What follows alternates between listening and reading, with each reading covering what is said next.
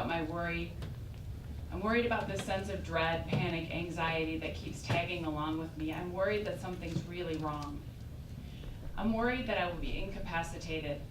I'm worried that not going to the doctor will result in an irreversible turn for my back injury. I'm worried about suffering and pain. My worry about suffering and pain comes up when I see people suffering or in pain and imagine myself suffering or in pain. I'm worried about the trip.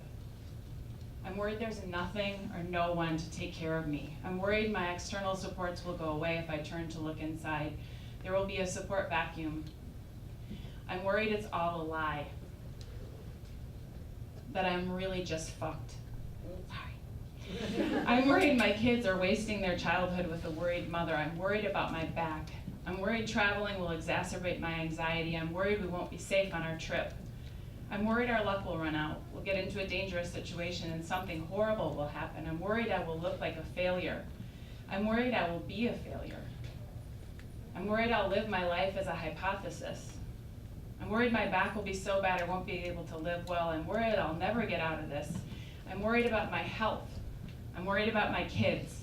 I'm worried that I'll worry myself to death.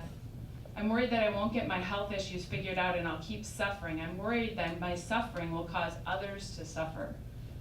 I'm worried that the others will be my kids. That's my list. That's an excerpt from my journal from October 9th, 2012. In my body, I still feel the leaden weight of that. I can still imagine the contours of worry pressing my heart and lungs nearly out of service. 1 in 8 mothers will suffer mental illness. 68% of women who suffer from mental illness are parents. So I'm here to invite the mother back into this conversation. I'm the mother, and I know the mother is here. I can see in the looks on the faces here. So let's just not forget about the mother. I am the owner and founder of the Womb Room Milwaukee, and it's a place for people to come for support, especially mothers, new mothers, pregnant mothers, mothers who are giving birth, mothers who have given birth. And I'm also a birth doula. I just was at a birth 2 days ago. I'm glad there's not a birth happening right now. I provide physical, informational, and emotional support to birthing families.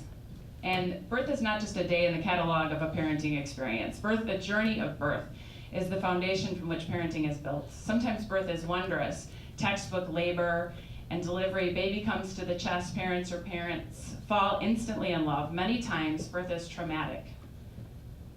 Birthing person is objectified, intervened upon, cut, forced, violated. Sometimes parents don't immediately connect with their baby.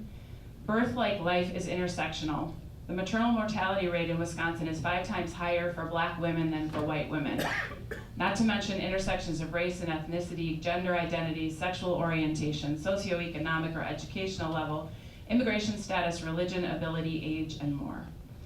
And yet, over and over, the response to a complex birth story is, well, you have a healthy baby, that's all that matters, right?